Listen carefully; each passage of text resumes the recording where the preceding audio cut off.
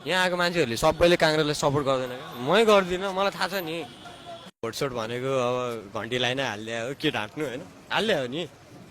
अब आज चाहिँ यसो रमाइलो हेरौँ भनेर आएको। अब बुढा कसरी आउँदो रहेछ, धेरै पछि आउँछ, यसो टिभी पनि देख्न पाएको छैन हो मुख होइन, अब रियलमै देख्न पाइन्छ कि भनेर आएको। अब घर बस्दा बस्दा दिक्क लागिरहेको थियो, फुर्सदमा थिएँ, अनि रमाइलो पनि हुन्छ भनेर आएको। एउटाले टी सर्ट दियो, एउटाले झन्डा दियो, लगाएँ। एउटाले चाहिँ टी सर्ट दियो अनि एउटाले चाहिँ झन्डा दियो अनि बोकेर रमाइलो गर्नको लागि तपाईँ हिँड्दिनु। हिँडेको अब के गर्नु त, रमाइलै हुँदो रहेछ। अलिअलि बोल्यो, मान्छेहरूसँग इन्टरेक्सन गऱ्यो होइन। रमाइलो गर्न त ठमेलतिर उता उता जाने हो नि, यो र्यालीमा पार्टीको उसमा चाहिँ आउने हो रमाइलो गर्न। रमाइलो गर्न अब तपाईँलाई थाहा छ त, पार्लिमेन्टमा जस्तो रमाइलो काहीँ हुँदैन हाम्रो देशमा होइन। यहाँ बोला हाना त्यस्तै हो होइन। अब पार्टीको रूपमा हेर्दाखेरि अब यहाँ पनि लास्ट रमाइलो भइरहेछ भने चिन्नु नजान्नुको मान्छेहरू आएर होइन यसो हातसाथ मिलाउने कुरा गर्ने गरिरहेछ, रमाइलै हो नि त यो पनि एक तरिकाको। अनि टी सर्टमा पनि शेरबहादुर देउवाको फोटो छ र हातमा अनि नेपाली काङ्ग्रेसको झन्डा छ। यो चाहिँ तपाईँले रहरले लाउनु भएन, अरूले दियो लगाइदिनु पर्यो। लगाइदिने पानी परिरहेको थियो, अब आफ्नो लुगा भिज्छ भनेर टी सर्ट राम्रै रहेछ होइन, राम्रो छापा रहेछ। अब यसो हेर्दाखेरि लगाइदिउँ जस्तो लाग्यो, सबै लगाइरहेको रहेछ, लगाइदिउँ भनेर लगाइदिएको। झन्डा चाहिँ अब मैले कसलाई दिनु, यसो बोकिदिउँ न, मान्छेहरू हाइलाइटमा आओस् भनेर हो क्या झन्डा बोकेको चाहिँ। तपाईँले चाहिँ जसरी पनि चर्चामा आउनु छ त्यसमा तपाईँले चाहिँ होइन, मलाई चर्चामा आउनु छैन होइन।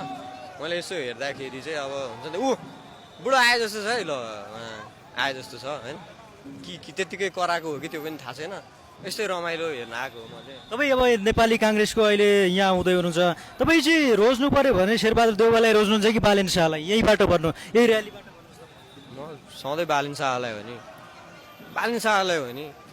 बुढालाई पनि अलिअलि सपोर्ट त गर्ने हो, गरे पनि हो, के गरे बुढाले लास्ट पैसा जम्मा गरेछन् कि लुटपाट भयो, कुटपाट भयो, अब फर्केर। शेरबहादुर देव तपाईँ जनजी आन्दोलनमा हुनुहुन्थ्यो कि हुनुहुन्थेन? शेरबहादुर देउवाको घरमा पैसा भेटियो भन्ने त्यो सत्य हो कि झुटो कि के हो? सत्य हो नि यार, त्यो हाम्रो साथीहरूले होइन त्यति पैसा ल्याएको रे क्या। अब म त गएन, म त बसिरहेको थिएँ घरमै, लाइभ साइभ हेरिरहेको थिएँ होइन। तर हुन्छ नि त पैसा चाहिँ रियल रहेछ, बुढा धनी रहेछन् क्या, भ्रष्टाचार गरेरै जम्मा गरेको होला हुनु चाहिँ। किन गरे हो मलाई बुढालाई अब सम्झाउनु पर्ने हो, सम्झाउनेले सम्झाइदिएन, बुझ्नेले बुझ्दैन। ऊ आयो यताबाट। अनि यहाँ पनि कुटपिट गर्ला नि तपाईँले चाहिँ अब राजसभा भनेर अब काङ्ग्रेसको टी सर्ट लगाएर अनि राजसभालाई भोट हालेको भन्दै। यहाँ आएको मान्छेहरू मध्ये होइन 90% रासोपालाई नै भोट हालेको छ क्या।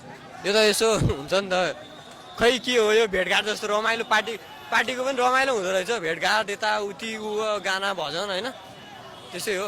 यहाँ आएको मान्छेहरूले सबैले काङ्ग्रेसलाई सपोर्ट गर्दैन।